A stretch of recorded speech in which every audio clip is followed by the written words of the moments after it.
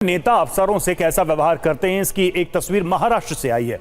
महाराष्ट्र के deputy CM Ajit Pawar Solapur जिले की डीएसपी अंजना कृष्णा को डांटते हुए नजर आए। ये वीडियो अब वायरल हो रहा है। वीडियो में डीएसपी अंजना कृष्णा को अजित पवार धमकाने वाले लहजे में कार्रवाई करने की बात कहते नजर आए। यहां तक कि कई बार अजित पवार डीएसपी को तू कह के भी संबोधित कर रहे थे। मुझे कहा ये सब रुकवाने के लिए, क्योंकि अभी मुंबई में जरा मुंबई का माहौल एकदम खराब हुआ है, उसको अपने को प्राधान्य देना है। मेरा नाम बताओ उनको। मैं डिप्टी चीफ मिनिस्टर आपके साथ बोल रहा हूँ। मैं आपको आदेश देता हूँ कि वो रुकवाओ और आप जाओ और तहसीलदार को बताओ कि अजित पवार जी का फोन आया था। डिप्टी चीफ मिनिस्टर ने मुझे कहा ये सब रुकवाने के लिए, क्योंकि अभी मुंबई में जरा मुंबई का माहौल एकदम खराब हुआ है, उसको अपने को प्राधान्य देना है। मेरा नाम बताओ उनको। सर वो मुझे आप एक काम कीजिए, आप मुझे मेरे फोन में मतलब डायरेक्ट कॉल कीजिए ना। एक मिनट, मैं तेरे ऊपर एक्शन लूंगा। अभी मैं खुद आपके साथ बोल रहा हूँ कि आप मुझे डायरेक्ट कॉल बता दिए। सर मुझे कैसे पता है आप सर समझ रही है सर, जो आप बोल रही है समझ रही है, पर मुझे सुनो मुझे देखना है ना। मेरा नंबर दे दो या व्हाट्सएप कॉल करो। ठीक है सर, मैं यहाँ से बोल देता हूँ। ठीक है सर। मेरा चेहरा तो आपको समझ में आएगा ना। ठीक है सर। इतना आपको डेयरिंग हुआ है क्या? सर मेरे को कार्रवाई जो किया है मुझे कैसे पता है सर? कौन है? सर मुझे पता नहीं है ना सर। मैं सिर्फ यही बोल रही। मैं डिप्टी चीफ मिनिस्टर सर समझ रही है वो आप बोल रही है जो नंबर दे दो मुझे, मैं डायरेक्ट आपको देता हूँ।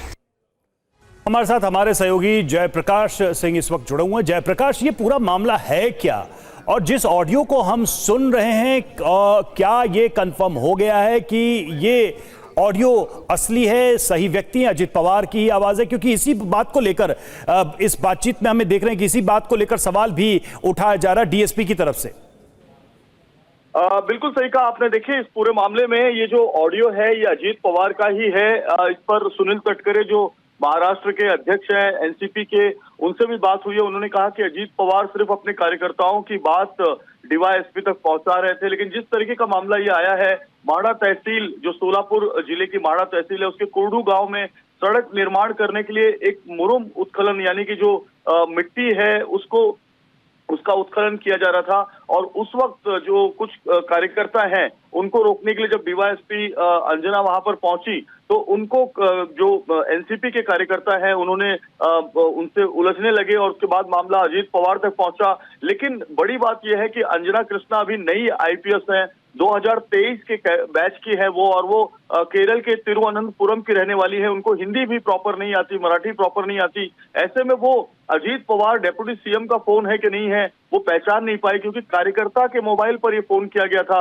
ये फोन डायरेक्ट उनके मोबाइल पर नहीं आया था, तो उनको कंफ्यूजन था आवाज को लेकर और आइडेंटिटी को लेकर। क्योंकि कई बार क्या होता है कि जो गांव वाले होते हैं वो किसी को भी फोन लगाकर थमा देते हैं और कहते हैं कि फलाने विधायक से या सांसद से बात करिए। और ऐसे में जिस तरीके से अजित पवार ने उनको समझाया और कहा कि मैं ही अजित पवार हूं, मैं डिप्टी सीएम हूं, और कार्यकर्ताओं को वहां पर गांव वालों को वहां पर परेशान न किया जाए, लेकिन आइडेंटिटी को लेकर जो कंफ्यूजन क्रिएट हुआ, वही बोलने के लहजे पर ही सवाल खड़े किए गए। इसी वजह से ये पूरा ऑडियो सामने आया है और आइडेंटिटी को लेकर एक संदेह, एक डाउट जरूर सामने आया है डीएसपी की ओर से। और ये पूरा मामला क्या है ये भी अब आपको समझाने की कोशिश करते हैं। डीएसपी अंजना कृष्णा को माढ़ा तालुका के करडू गांव में आपको बता दें सड़क बनाने के लिए अवैध तरीके से बजरी खनन की शिकायत मिली थी। इस शिकायत पर अंजना कृष्णा पुलिस बल के साथ कार्रवाई करने पहुंच गई, लेकिन अजित पवार के स्थानीय कार्यकर्ता बाबा जगताप ने अपने मोबाइल से अजित पवार को फोन लगाया और मौके पर मौजूद अंजना कृष्णा से बात करवाई। उस कॉल में अजित पवार ने कार्रवाई रोकने को कहा और धमकी भी दी, जैसा कि हमने आपको ऑडियो सुनवाया है।